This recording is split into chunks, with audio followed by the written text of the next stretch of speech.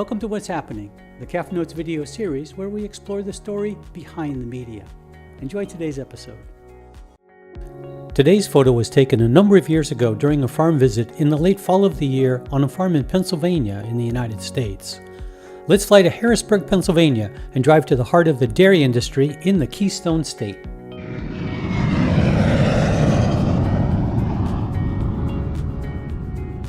The farm was about 1,000 cows, and the farm manager chose to make their own calf starter by mixing pellets, corn, and oats in a cement mixer and adding molasses during the mixing process.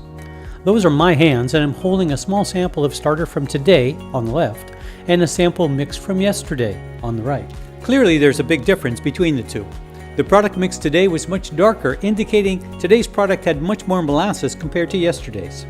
Now, keep in mind that during the course of the day, molasses may dry out a little, so this isn't a 100% apples-to-apples comparison. However, even with some drying, there's still a big difference between the feed that was fed to calves yesterday compared to today. Think about it from your perspective. Today you get cornflakes for breakfast,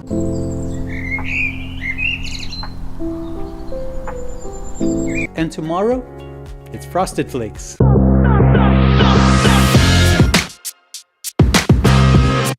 Is this a problem? You bet. There are two potential issues going on here. The first is the absolute amount of molasses on today's mix. Remember, while a little molasses is a good palatability agent, too much will reduce palatability, cause the feed to be sticky, and may cause rumen acidosis. Research from Penn State University showed clearly that too much molasses is bad for the rumen. Well, how much is too much? Well, here are some resources, Calf Notes, that address this issue directly. Feel free to stop the video and scan the QR code to go to the notes. Calf Note number 47 discusses calf starter palatability, including the use of molasses.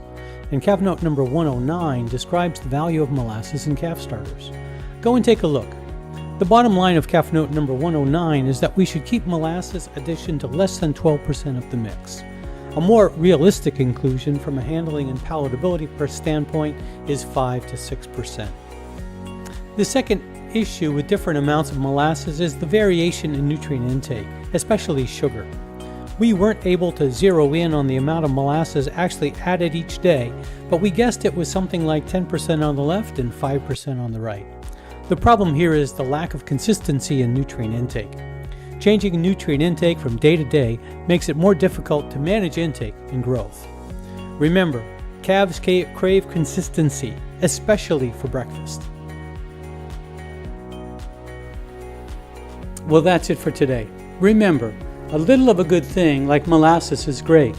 Too much isn't. Well, thanks for watching, and see you next time.